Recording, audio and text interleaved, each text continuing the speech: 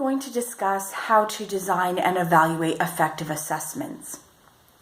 Assessment is a tool or an activity used to test a learner's skill or knowledge. Traditionally, these have been things like tests, discussions, assignments like essays, but they can also include other things like interactive games, reflection pieces, or collaborative work between students.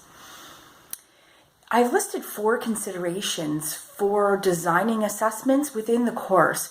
You can use these also to review any assessments that you might have inherited from a previous version of the course, or use them on developing new assessments that haven't existed before. One of the most, and the first consideration listed, is the alignment of your assessment with your objective. You're going to look at the objective and then ensure that it's directly linked to the skills and knowledge listed in the assessment. So in our basket weaving course, we have identifying basket making materials.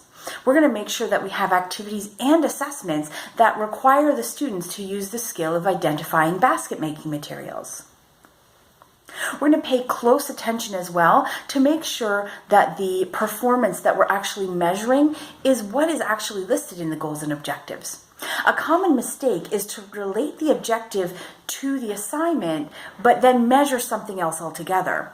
So if you have a learner that if you have the learners assess basket making materials by having them write a 1-page assessment of pros and cons of each different material, but then you focus your feedback on and grading on the format and the writing, it doesn't really relate to the objective itself.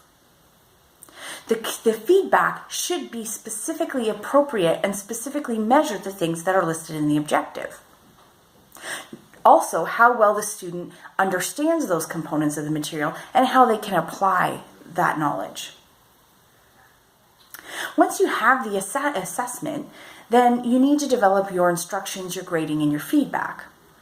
You want to make sure that these are clear, but that they're also appropriate to the reading and vocabulary levels of your learners. If your learners are master's level librarians, this is probably not as big a concern as if you're developing your content for the general public.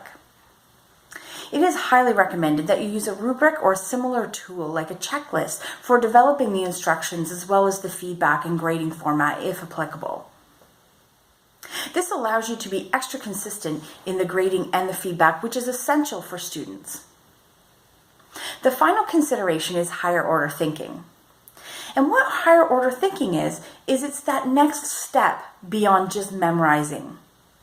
It's more than having the students memorize different facts, memorizing the different materials, or giving them ideas and then having them repeat those ideas back to you.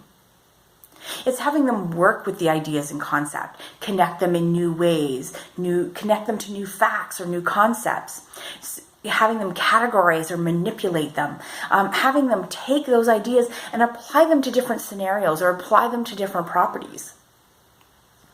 If you're interested in higher order thinking or you're struggling with this concept, there is additional resources in the pedagogy section of the additional resources of the creating and editing new courses. I hope these 4 considerations have been helpful for you in developing effective assessments for your course or workshop.